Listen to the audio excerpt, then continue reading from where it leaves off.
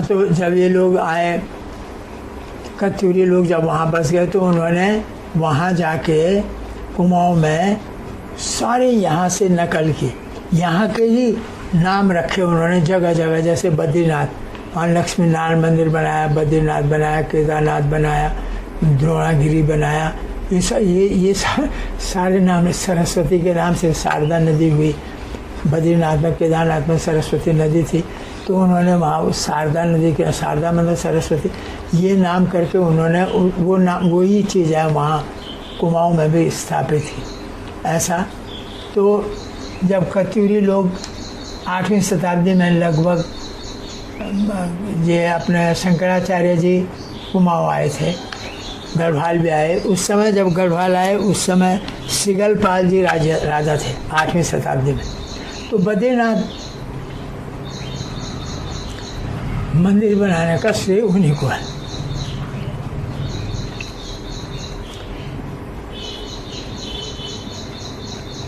इसीलिए इन राजा, इनको आज टिहरी नरेश, जब टिहरी बन गई, राजा बन गए, वो बहुत बड़ी लंबी कहानी।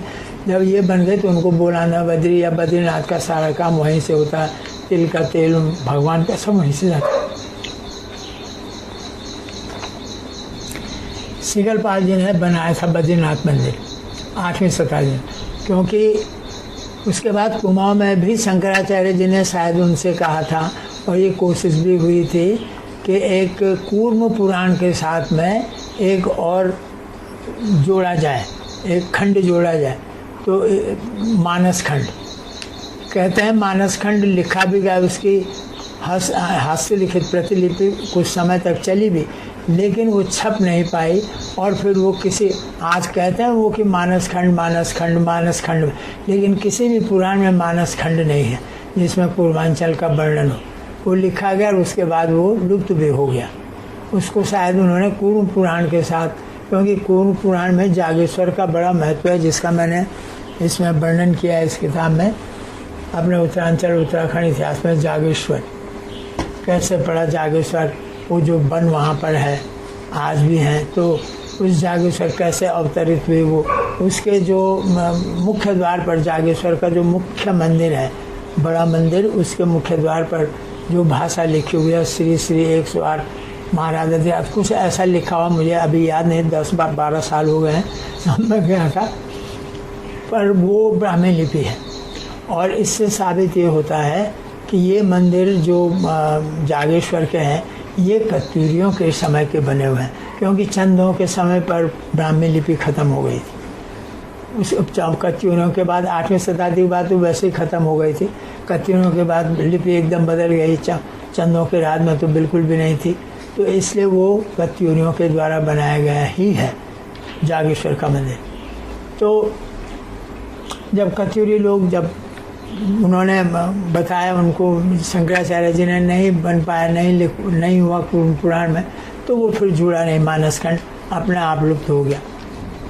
फिर ये जो गढ़वाल राज्य है, ये कुछ समय तक उसी नाम से चलता रहा, ब्रह्मपुर नाम से, ब्रह्मपुर नाम से ही जाना जाता था यहाँ का। लेकिन धीरे धीरे चंद लोगों ने इस पे आक्रमण किया, हमने भी उन पे आक्रमण किया, बहुत बार बहुत नुकसान हुआ, बहुत नुकसान। फिर कई गढ़ यहाँ भी बने। इन गढ़ों के नाम अगर आप सुनना चाहते हैं दोनों जगह, तो वो गढ़ में आपको गिना भी लूँ, मेरा इंटरेस्ट थोड़ा सा आएगा। ये जो कुमाऊँ के गढ़ और वगैरह जो आप गढ़ी और कोट, गढ़ी भी थे, गढ़ भी थे, कोट, किला भी थे। वहाँ कुमाऊँ में तो किला भी थे, हमारे गढ़वाल में किला नहीं थे, तो कुमाऊँ में किला नाम से भी थे। आज भी जैसे अस्कोट, पिथौरागढ़ के अस्कोट राजघराना, आज भी उनके राजस्थान के राजाओं के साथ में संबंध होते हैं। वो अस्कोट बहुत बड़ी। तो ये गढ़वाल के तो जैसे चांदपुरगढ़ी है, बधानगढ़ी है, लोहागढ़ी है, रानीगढ़ है, देवलगढ़ है, अजमेरगढ़ है, लंगूरगढ़ है, बहादुरगढ़ है, दसोलीगढ़ है, गढ़कोट है, नवासूगढ़ है, जौनपुरगढ़ है, नागपुरगढ़ है, नागपुर कोट है, चौंद कोट है, चूल्हा कोट है, श्री कोट है, भिलंगगढ़ है, कोटलीगढ़ है, चीलागढ़ है, रेखागढ़ है। ये बहुत सारे गढ़ कोट उस समय हमारे यहाँ गढ़वाल में थे।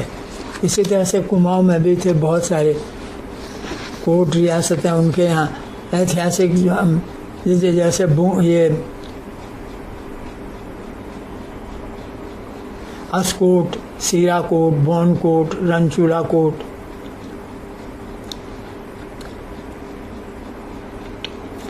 उदयपुर कोट, दूनी कोट, फलदा कोट, धनिया कोट, मन कोट, ऊंचा कोट, सुनार कोट, बिसौत कोट, लखनपुर कोट, दानपुर कोट, ये खगम कोट, जमन कोट, पडियार कोट था वो, और कटोलगढ़, विजयपुर गढ़, रामगढ़, नैथानागढ़ी, राजबुंगा, बुंगा भी कहते थे गढ़ी को, बुंगा नाम भी, उज्जैन किला, रुद्रपुर किला, काशीपुर किला, बाजपुर किला, किला लाल मंडी, कत्यूर किला, ये कुछ किले थे, कुछ बुंगा थे, कुछ कोट, इस नाम से कुमाऊं में इनका नाम था हमारे यहाँ। तो इस तरह से गढ़ किले बने। लेकिन जब चंद लोगों ने आक्रमण के गढ़वाल पर, गढ़वाल ने उन पर किया, बहुत बार हुआ। तो एक समय ऐसा आया, राज्य गढ़वाल नाम, गढ़वाल इसका, यद्यपि उन्होंने गढ़ तो बना दिए थे, 52 गढ़ कहते हैं लोग, जैसे इन्होंने अजय पाल जी ने 812 में या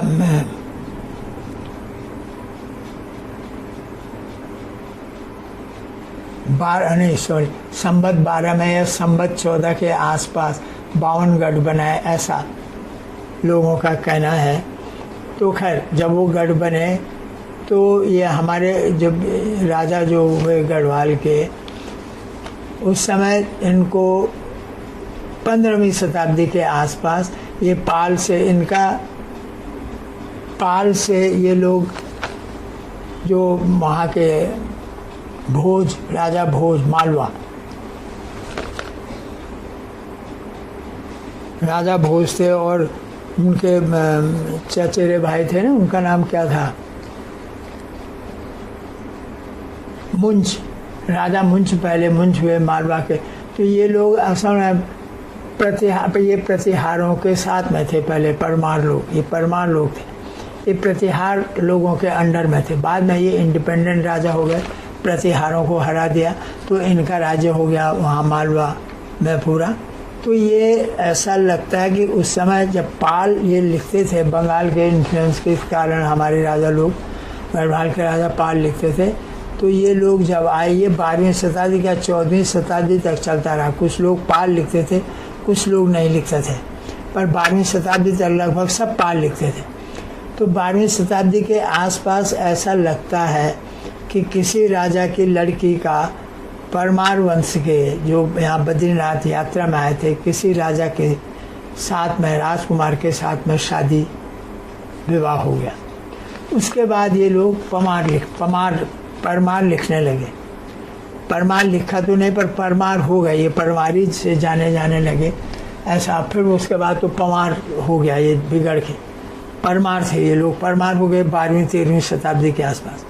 लेकिन परमार के बाद इनको 15वीं शताब्दी में सैयद डायनेस्टी, यानी जो दिल्ली सल्तनत काल जिसको कहते हैं, जो कि बाबर के आने से पहले तक सल्तन खिजली वंश, गुलाम वंश, ये लोधी वंश, सैयद वंश, ये जो सल्तनत वंश, दिल्ली सल्तनत के 5 वंश थे, उनमें जो आखिरी था सैयद वंश, उन्होंने इनको शाह की उपाधि दी हमारे राजाओं। उन्होंने बाद में ये उपाधि बाद में शायद या उसी टाइम के आसपास नेपाल के राजाओं को मिली, उसी समय मिली होगी, क्योंकि शाह सैयद लोग ही लिखते थे, न लोधी लिखते थे, ये कोई शाह नहीं लिखते थे। तो सैयदी लोगों ने इनको शाह की उपाधि दी, राजा शाह माने राजा, तो शाह की उपाधि मिली नेपाल को भी और हमारे राजाओं को, और तब से ये शाह लिखने लगे परमार के बजाय। वैसे बाद में ये पवार भी हो गए, और तब से ये शाह लिखते हैं, कोई दूसरी चीज़ नहीं लिखते, शाह ही कहे जाते हैं।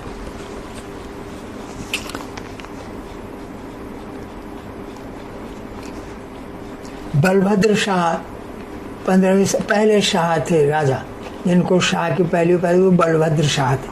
तब से ये 15वीं शताब्दी से वो कहे जाने लगे। इसके बाद क्या हुआ कि जब इतना कुछ हो गया तो यहाँ पे कुमाऊँ में लगभग 58-60 चंद राजा हुए। 58-60 आपस में उनके फिर बहुत नेगी लोग, जैसे नेगी नाम, अब कुछ ऐसे नाम पड़े नेगी, जो नेग वसूल करते थे वो नेगी हो गए। जो वहाँ एडमिनिस्ट्रेशन देखते थे वो अधिकारी हो गए, वो आदि अधिकारी कहे जाते। इस तरह से भी नाम पड़े। जोशी बड़े 30 मार खाते वहाँ। कुछ जोशी तो ऐसे थे कि आप कल्पना, उनको चाणक्य कहें या क्या कहें, जोशी लोगों का बड़ा प्रभाव था। पुरोहिताएँ भी पुरोहित थे, वो राजाओं के साथ में रहते थे, मंत्री के रूप में एडवाइस करते थे, उनकी बहुत चलती थी। तो ये कुछ और भी थे, फड़त्याल थे, मेहरा लोग थे, इनकी भी बहुत चलती थी कुआं में राजाओं के साथ। तो जब ये चंद लोग आपस में बहुत लड़े, एक ऐसी स्थिति आती थी चंदों के सामने। कई दफ़े आप एक शब्द जानते होंगे, लावल्द होना। उनके बच्चे ही नहीं हुए तो कोई उत्तराधिकारी, ऐसा बहुत दफ़े हो, कम से कम 4-5 दफ़े ऐसा हुआ कि चंदों के वंश में कोई नहीं रहा। तब किसी रिश्तेदार को लाते थे, कैसे पत्नी का माने कहीं मायका है, मायका में कोई भाई रह गया तो इस तरह से वो रह गए, या साले का कोई कहीं शादी हुई, उनके माने किसी तरह से उस रक्त से रिलेटेड आदमी मिल जाए ऐसे। पर एक स्वर्ण युग आया दोनों के बीच में। पहले तो बड़ा भाई छोटे भाई की तरह चलते। कत्यूरी काल में तो बड़ा भाई छोटा भाई था, बहुत बड़ा भाईचारा था। चंदों के टाइम पर 1779 में गढ़वाल के राजा के दूसरे पुत्र, बड़े पुत्र थे जयकृत, दूसरे थे प्रद्युम्न। जब वहाँ कोई चंद वंशकर नहीं रहा तो प्रद्युम्न को राजा बनाया। वो प्रद्युम्न चंद, उनको चंद लिखना जरूरी था, तो प्रद्युम्न जी प्रद्युम्न चंद के नाम से कुमाऊँ के राजा हुए। वो चाहते तो गढ़वाल का राज्य भी उनको मिल सकता था। जब उनके ललित शाह जी के, उनके पिताजी की मृत्यु हो गई, ललित शाह जी को कैसा, उनको तराई में घाम लग गया, क्या हुआ, बीमार हो गए, उनको शायद निमोनिया कुछ हो गया था। तो जयकृत बहुत ज़्यादा वो नहीं था। तीसरा भाई तो बिल्कुल ही बेकार था, कहते हैं बहुत अच्छा नहीं। प्रद्युम्न बहुत अच्छे थे, पर प्रद्युम्न चाहते तो दोनों का राज्य हो सकता, पर उन्होंने कहा नहीं। उन्होंने कहा मैं गढ़वाल का राज नहीं हूँ, ठीक है वहाँ हमारे भाई देख रहे हैं, बड़े भाई, लेकिन मैं कुमाऊँ को बड़ा भाई मानता हूँ। पर जयकृत को ये बुरा लगा कि मैं बड़ा भाई हूँ, मुझसे पूछता नहीं है, ये अपनी चलाता रहता है। पर उन्होंने कहा नहीं, तुम रिश्ते में बड़े भाई, आप गढ़वाल छोटा भाई है, गढ़वाल ये राज्य छोटा भाई है, कुमाऊँ बड़ा भाई है, इसलिए कुमाऊँ की बात ही चलेगी। तो वो कभी पूछते नहीं थे, वो कुमाऊँ का राज्य उन्होंने चलाया। पर 86 या 1784-86 के आसपास फिर वहाँ ऐसा कुछ झंझट हुआ कि इनको प्रद्युम्न को वापस जाना पड़ा कुमाऊँ छोड़ के। फिर वो गढ़वाल आए, गढ़वाल आकर के फिर कई दफ़े राजाओं के साथ युद्ध हुआ इनका, जयकृत का, और जयकृत बाद में भाग गए, भागते हुए जंगल में मारे गए। अब प्रद्युम्न 3 भाई रह गए थे, जयकृत सबसे बड़े, उनकी मृत्यु हो गई। इस तरह से वंश चला। ललित शाह जी की मृत्यु हो गई थी। जब वंश चला तो क्या हुआ, जब ये जो चंद लोग हैं, चंदों का भी आपस में बहुत झगड़े चले, बहुत आखिर में जो राजा हुआ उसने उसको लिक्विडेट ही कर दिया। उसका नाम शायद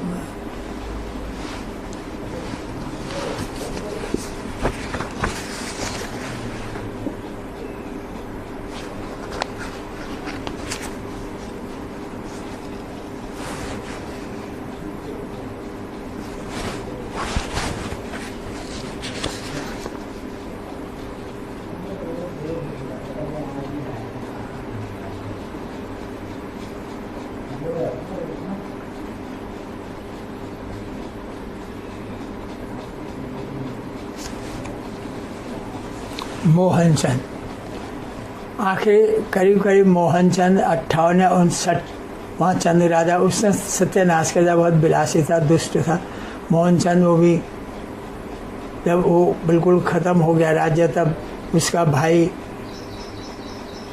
और उसके बीच में खटपट हुई। उसका भाई भाग करके रुहेलखंड आ गया यहाँ उसने आश्चर्य, पर बाद में प्रद्युम्न जी की सहायता से, मदद से उसका लड़का मोहनचंद राजगद्दी पर बैठाया गया।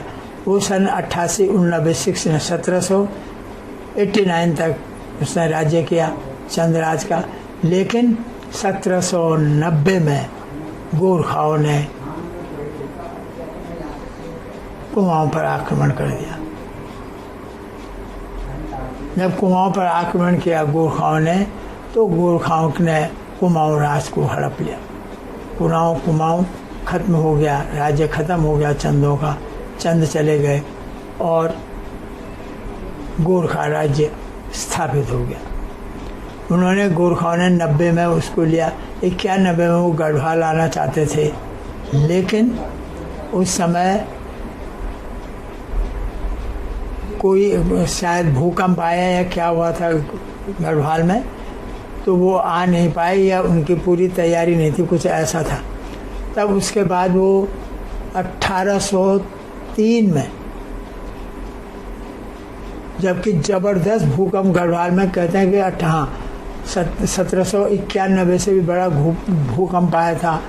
1803 में सब श्रीनगर वगैरह सब बर्बाद हो गए थे, वहाँ के राज महल सब बहुत बर्बादी हुई थी 1803 में। लेकिन गोरखाओं ने उसी को उपयुक्त समय समझा कि इस समय वहाँ का राजा बुरी हालत में है।